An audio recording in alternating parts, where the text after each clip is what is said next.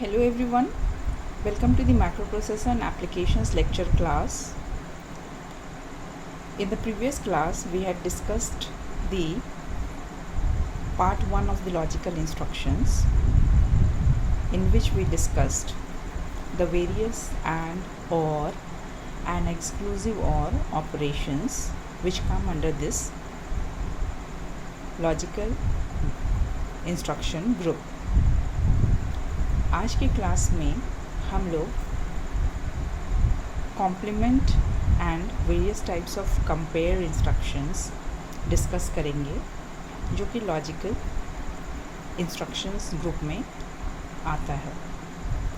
तो जैसा कि हम लोग जानते हैं कि जो लॉजिकल इंस्ट्रक्शंस होता है वो ऐसा इंस्ट्रक्शंस है जिसमें एंड और एक्सक्लूसिव और ऑपरेशंस, कंपेयर, रोटेट, कॉम्प्लीमेंट, ये सारा इंस्ट्रक्शंस आएगा।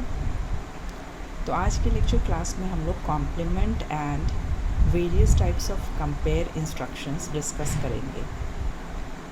तो जो पहला इंस्ट्रक्शन आज हम लोग डिस्कस करेंगे वो है CMA। ये इंस्ट्रक्शन CMA जो है ये क्या करेगा, this will complement the accumulator. जो भी एक्यूमुलेटर का कंटेंट होगा उसका ये कॉम्प्लीमेंट देगा। और हम लोग जानते हैं कि कॉम्प्लीमेंट का मतलब हुआ कि किसी भी कंटेंट का वंस कॉम्प्लीमेंट निकालना। तो CMA इंस्ट्रक्शन जो है वो हमको क्या देगा, it will give the ones complement of the content of the accumulator. मतलब जो भी एक्यूमुलेटर में जो भी कंटेंट होगा उसका ये वंस कॉम्प्लीमेंट लेगा और वो जो रिज़ल्ट आएगा, वंस कॉम्प्लीमेंट लेने के बाद जो रिज़ल्ट आएगा उसको एक्यूमुलेटर में वो प्लेस कर देगा। मतलब जो भी रिज़ल्ट आएगा वो एक्यूमुलेटर में आ जाएगा। तो ये है CMA which means complement the accumulator. मतलब जो भी एक्यूमुलेटर का कंटेंट रहेगा उसका ये कॉम्प्लीमेंट ऑब्टेन करेगा। अगर 1 है तो उसकी जगह 0 आ जाएगा, और अगर 0 है जहाँ वहाँ 1 आ जाएगा, और जहाँ भी 1 है वहाँ 0 दे देगा ये। उसी तरह से नेक्स्ट इंस्ट्रक्शन जो है वो है CMC। CMC इंस्ट्रक्शंस जो है ये क्या करेगा, it will complement the carry status.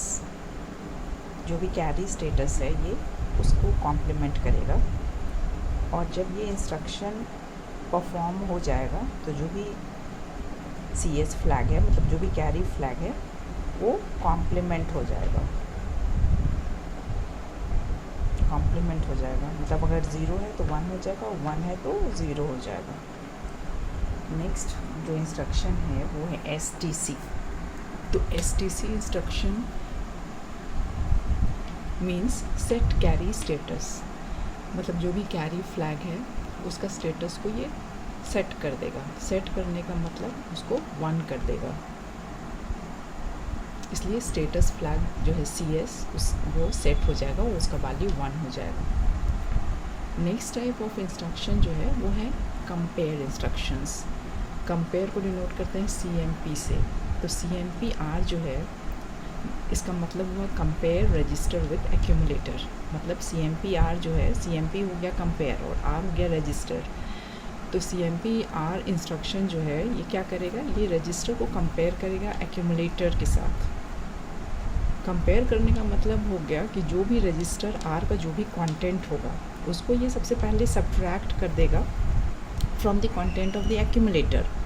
Accumulator में जो कंटेंट है उससे ये रजिस्टर R के कंटेंट को सब्ट्रैक्ट करेगा।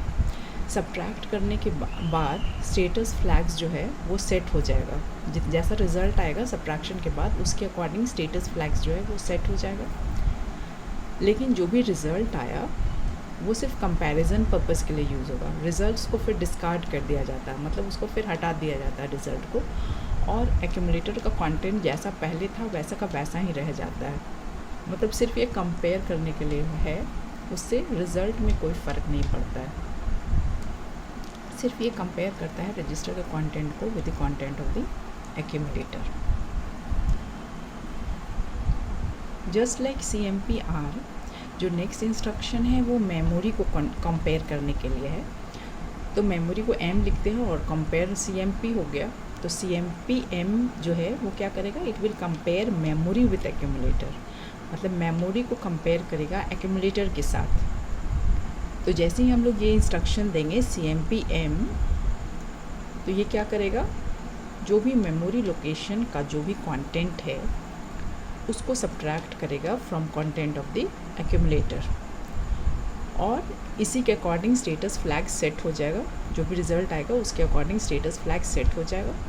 इस केस में भी जो रिजल्ट्स है इट विल बी डिस्कार्डेड, और एक्यूमुलेटर का जो कंटेंट पहले था वही रह जाएगा, मतलब उसमें कोई चेंज नहीं होगा। ये इंस्ट्रक्शन यूज़ करने के बाद एक्यूमुलेटर के कंटेंट में कोई भी चेंज नहीं आएगा, मतलब उसका जो भी कंटेंट पहले था वो अनचेंज रह जाएगा। So when we give this instruction CMP-M, then the content of the memory location addressed by HL pair will be subtracted from the content of the accumulator, and the status flags are set according to the result of the subtraction, but the result is discarded. The content of the accumulator remains unchanged. Now the next instruction is CPI data. Now we know that कि किसी भी instruction में जब आई word use होता है it is for immediate data and CP is compare. So CPI data instruction जो है वो कंपेयर करेगा, इमीडिएट डेटा को कंपेयर करेगा एक्यूमुलेटर के साथ। That is CPI data means compare immediate data with accumulator. किसी भी इंस्ट्रक्शन में जो सेकेंड बाइट होता है वो डेटा होता है, तो ये इंस्ट्रक्शन क्या करेगा, ये डेटा को सब्ट्रैक्ट करेगा from the content of the accumulator, status flags set हो जाएगा, जो भी रिज़ल्ट आएगा उसके अकॉर्डिंग स्टेटस फ्लैग सेट हो जाएगा, लेकिन जो रिज़ल्ट आएगा दैट विल बी डिस्कार्डेड। सिर्फ वो कंपैरिजन पर्पज़ के लिए यूज़ होता है, उस रिज़ल्ट से हमको कोई मतलब नहीं है। तो फिर जो भी एक्यूमुलेटर में पहले जो भी कंटेंट था वही रह जाएगा, मतलब एक्यूमुलेटर के कंटेंट में इसके कारण कोई भी चेंज नहीं आएगा। तो ये जितना भी कंपेयर इंस्ट्रक्शंस है, जैसे कि CMP-R है या फिर CMP-M है या CPI डेटा है, हर एक में हम लोग क्या देख रहे हैं कि जो भी रजिस्टर का कंटेंट है, जैसे इस केस में मेमोरी का कंटेंट है, और इस केस में जो इमीडिएट डेटा है वो उसको हम लोग सब्ट्रैक्ट करते हैं एक्यूमुलेटर के कंटेंट के साथ, और उसके अकॉर्डिंग स्टेटस फ्लैग सेट हो जाता है, लेकिन जो रिज़ल्ट आएगा उसको डिस्कार्ड कर देते हैं, और एक्यूमुलेटर का कंटेंट तीनों केस में अनचेंज रह जाता है। तो आज की क्लास में हम लोग ने डिस्कस किया complement instruction and compare instruction. तो सबसे पहला जो कॉम्प्लीमेंट इंस्ट्रक्शन था वो था CMA।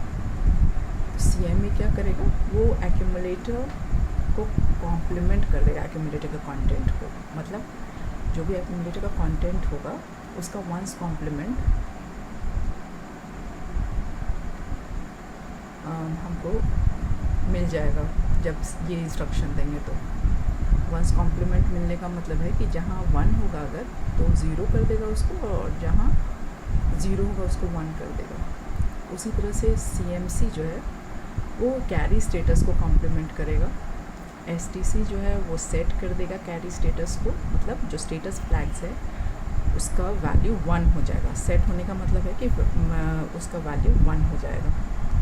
उसी तरह से कंपेयर इंस्ट्रक्शन CMP-R जो है वो रजिस्टर के कंटेंट को सब्ट्रैक्ट करेगा एक्यूमुलेटर के कंटेंट के साथ, तो इस तरह से ये कंपेयर करेगा रजिस्टर को विद एक्यूमुलेटर।